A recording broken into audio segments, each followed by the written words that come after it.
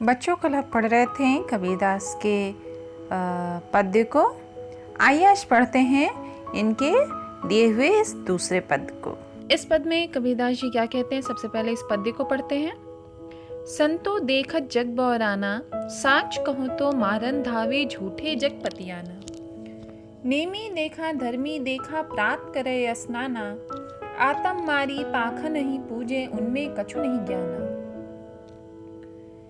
आसन मारे डिम्ब धरी बैठे मन में बहुत गुमाना, पीपर पाथर पूजन लागे तीरथ गर्व भुलाना। टोपी पहिरे माला पहिरे छाप तिलक अनुमाना।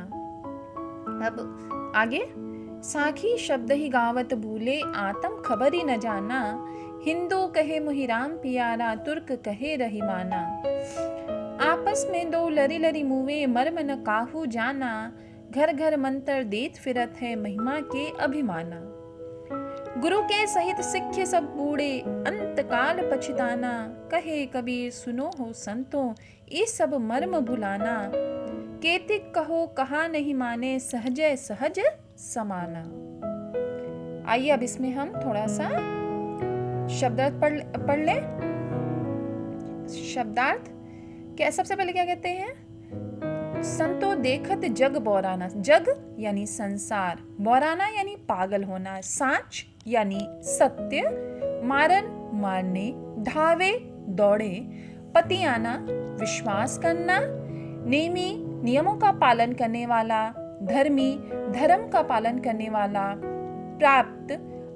प्रात यानी सुबह, स्नाना यानी स्नान करना, आत्म यानी स्वयं, पाख नहीं पत्थरों की मूर्तियों की, पीर औलिया धर्म गुरु और संत ज्ञानी, किताब यानी ग्रंथ, मुरीद यानी शिष्य, तदबीर यानी उपाय, डिम्ब धरी यानी घमंड करके, गुमाना यानी घमंड, पाथर यानी पत्थर, पहिरे अर्थात पहनना, छाप तिलक अनुमाना माथे पर तिलक व छापा लगाना, साखी दोहा यानी साक्षी, साक्षी यानी प्रत्यक्ष, शब्द ही वह मंत्र जो गुरु शिष्य को दीक्षा के अवसर पर देता है,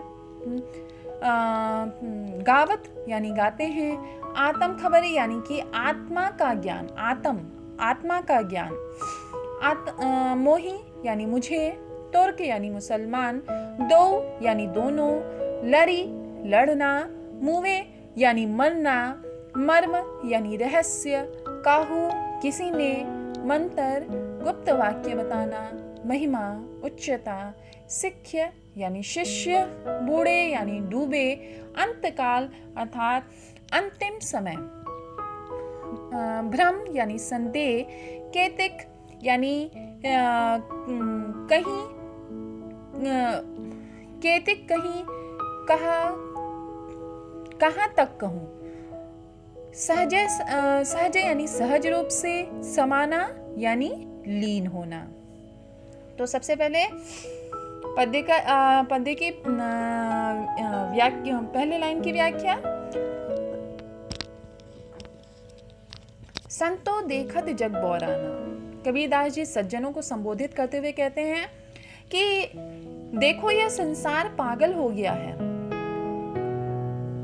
साच कहो तो मारन धावे झूठे जग पतियाना, यह संसार पागल हो गया है। जो व्यक्ति सच बातें बताता है उसे यह मारने के लिए दौड़ता है, और झूठ बात, यदि इसे आप कोई भी झूठ बात बोलिए तो यह उस पर तुरंत ही विश्वास कर लेता है। फिर आगे क्या कहते हैं? आगे कहते हैं, नेमी देखा धर्मी देखा, नेमी देखा धर्मी देखा, प्रात करे स्नाना। कहते हैं कि कवि हिंदुओं के बारे में इस पंक्ति में बताते हैं, कहते हैं कि ऐसे लोग बहुत हैं जो नियम कर्म का पालन करते हैं, धर्म के अनुसार अनुष्ठान आदि करते हैं। यह प्रातः काल उठकर स्नान करती हैं, प्रात करे स्नाना यानी कि सुबह सुबह ये स्नान कर लेते हैं। ये अपनी आत्मा को मारकर पत्थरों को पूजते हैं, आत्म मारी पाख नहीं पूजे उनमें कछु नहीं ज्ञाना। ये कहते हैं कि अपने आत्मा को मारकर पत्थरों की पूजा करते हैं। इसका मतलब आपको समझ में आया कि आप जिस भी अपने इष्ट की पूजा कर रहे हैं, वास्तव में वो सिर्फ, अगर आप उसके व्यक्तित्व से नहीं प्रभावित हैं, अगर आप श्री राम की पूजा कर रहे हैं तो आप राम यानी किस राम की पूजा कर रहे हैं? सिर्फ एक मूर्ति की? परंतु राम किस चीज की प्रत्यक्ष मूर्ति है? वह त्याग के, बलिदान के, आदर्श राजा होने के, आदर्श पति होने के, एक अच्छे पुत्र होने के आदर्श उदाहरण है। इसलिए आप उन राम की मूर्त यानी राम नहीं, राम का व्यक्तित्व, और हम उस व्यक्तित्व की पूजा करते हैं। यदि आपने उसको नहीं जाना तो आपने अपने जीवन को व्यर्थ किया। क्या आत्म मारी पाख नहीं पूजे? आपने अपने आत्मा को मारकर से पत्थरों की पूजा कर रहे हैं। वे आत्मचिंतन नहीं करते हैं, इन्हें अपने ज्ञान पर घमंड है, परंतु उन्होंने कुछ भी ज्ञान प्राप्त नहीं किया है। फिर आगे क्या कहते हैं? बहुत तक देखा पीर औलिया, पढ़े किताब कुराना। वह अब इसमें वो क्या कहते हैं कि मुसलमानों को वो फटकार लगाते हैं। वह कहते हैं कि मैंने ऐसे अनेक पीर औलियाओं को देखा है जो कुरान का नियमित पाठ करते हैं। वे अपने शिष्यों को तरह तरह के उपाय बताते हैं। क्या कहते हैं? उनमें कै मुरीद तदबीर बतावे, उनमें उहे जो ज्ञान। वे अपने शिष्यों को वही उपाय बताते हैं जो जितना ज्ञान उनके अंदर भरा हुआ है। जबकि ऐसे पाखंडी स्वयं खुदा के बारे में नहीं जानते हैं। आसन मारे डिम्ब धरी बैठे, मन में बहुत गुमाना, उनके मन में बहुत ज्यादा घमंड है। वो आसन मार कर डिम्ब यानी घमंड में बैठे हुए हैं। पीपर पाथर पूजन लागे, तीरथ गर्व भुलाना। वे कहते हैं कि कबीरदास जी कहते हैं कि लोग पीपल और पत्थरों को पूजने लगे हैं। वे तीर्थ यात्रा आदि के गर्व का अनुभव करने लगे हैं। वे ईश्वर को भूल जाते हैं। कुछ लोग क्या कहते हैं? टोपी पहिरे, माला पहिरे, छाप तिलक अनुमाना। कुछ लोग क्या कहते हैं कि टोपी पहन लेते हैं, माला पहन लेते हैं, अपने माथे पर छापा लगा लेते हैं, उस पर तिलक लगा लेते हैं, और इसके साथ वो क्या हो जाता है कि वह घमंड में भर जाते हैं। इससे क्या होता है? फिर आगे के लाइन में क्या कहता है? साखी शब्द ही गावत भूले, आत्म खबरी न जाना। वह सिर्फ साखी व शब्द को गाना भूल चुके हैं तथा अपनी आत्मा के रहस्य को नहीं जानते हैं। इन लोगों का सांसारिक जीवन पर घमंड है। सांसारिक जीवन मतलब इस संसार के ही केवल वो होके रह गए हैं। इससे पार क्या है, इसके उस पार क्या है, वह इसको जानने का प्रयास नहीं कर रहे हैं। हिंदू कहे मोहि राम प्यारा, तुर्क कहे रहीमाना। अब हिंदू क्या कहते हैं कि मुझको राम प्यारे हैं, और तुर्क यानी मुसलमान क्या कहते हैं कि मुझको रहीम, सिर्फ रहीम मेरा है, वह मुझे प्यारा है।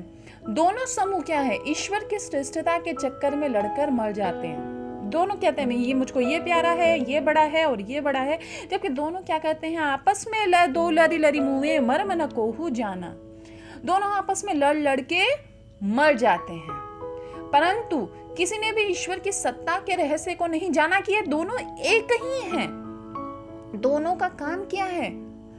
दोनों का काम बस अपने बंदों की, आप किसी भी जात पात, किसी भी धर्म मजहब से हैं, धर्म क्या है? सिर्फ एक रास्ता है ईश्वर तक पहुंचाने का। वही, और आप क्या कर रहे हैं? आपस में एक दूसरे से लड़ के मर रहे हैं। आप यदि दूसरे मनुष्य को परेशान करें, दूसरे से लड़ रहे हैं, तो आप ईश्वर को ही तो परेशान कर रहे हैं। परंतु आप इस रहस्य को नहीं जानते। आप सोचते हैं मैंने किसको मारा, मैंने किसको परेशान किया, मैंने तुर्क समुदाय के व्यक्ति को या हिंदू समुदाय के व्यक्ति को मैंने परेशान किया। लेकिन हमने उस परमपिता परमेश्वर के हृदय को दुखित किया, उनको परेशान किया। इस रहस्य को कोई नहीं जानता है। फिर आगे कहते हैं, घर घर मंत्र देत फिरत है, महिमा के अभिमाना, गुरु के सहित सिक्खे सब बूढ़े, अंत काल पछताना। कहते हैं कि समाज में पाखंडी गुरु घर घर जाकर लोगों को मंत्र देते फिरते। आपने वो देखा होगा कि गुरु लोग होते हैं जो कान फूंकते हैं, मंत्र देते हैं। तो उन्हीं वैसे ही लोगों के बारे में कबीरदास जी कहते हैं कि समाज में पाखंडी गुरु जो हैं वो घर घर जाकर लोगों को मंत्र देते फिरते हैं।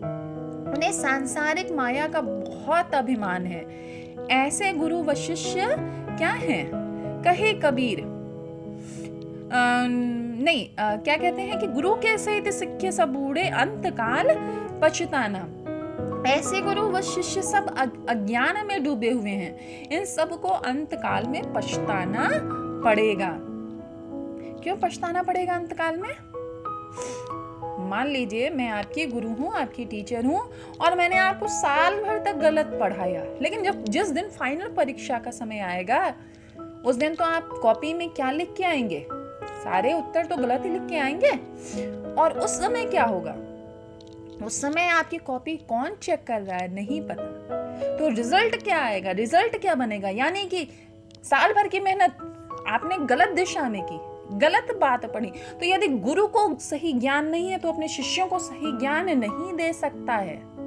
यही बात इन पंक्तियों में बताई गई है कि गुरु के साहित्य सिक्खे सब बूढ़े अंतकाल पछताना, यानी कि गुरु के साथ साथ अंत समय पे शिष्य भी डूबे जाते हैं। क्यों? क्योंकि उन्होंने सही गुरु को नहीं तलाश किया। फिर आगे क्या कहते हैं? कहे कभी सुनो हो संतों ई सब मर्म भुलाना, केतिक कहू कहा नहीं माने सहज है सहज समाना। कबीरदास जी कहते हैं कि हे संतों, वे सब माया को सब कुछ मानते हैं। माया यानी कि संसार की धन दौलत, पैसा, ऐश्वर्य, नौकरी चाकरी, पद प्रतिष्ठा, ये सारी चीजें, इसको वो सब कुछ मानते हैं, परंतु ईश्वर की भक्ति को भूल बैठे हैं। ईश्वर की भक्ति को भूल बैठे हैं। इन्हें कितना भी समझाओ ये नहीं मानते हैं। परंतु सच्चाई क्या है? सच्चाई बस इतनी है, सहज है सहज समाना, कि ईश्वर तो सहज साधना से मिल जाता है। यह ईश्वर को प्राप्त करने का एकदम सच्चा साधन है। समझ में आया? आइए इस काव्य पंक्तियों की विशेषता के बारे में जानें। कवि ने प्रस्तुत पंक्तियों में धार्मिक आडंबरों पर करारी चोट की है। उन्होंने पाखंडी यानी जो दुष्ट होते हैं, जो ढोंगी होते हैं, ऐसे धर्म गुरुओं को लताड़ लगाई है।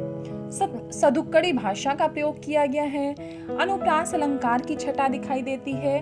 चित्रात्मकता यानी कि वो जितनी पद में जितनी भी बातें वो कहते हैं सब आपकी आंखों के सामने चित्र बनकर घूमने लगता है।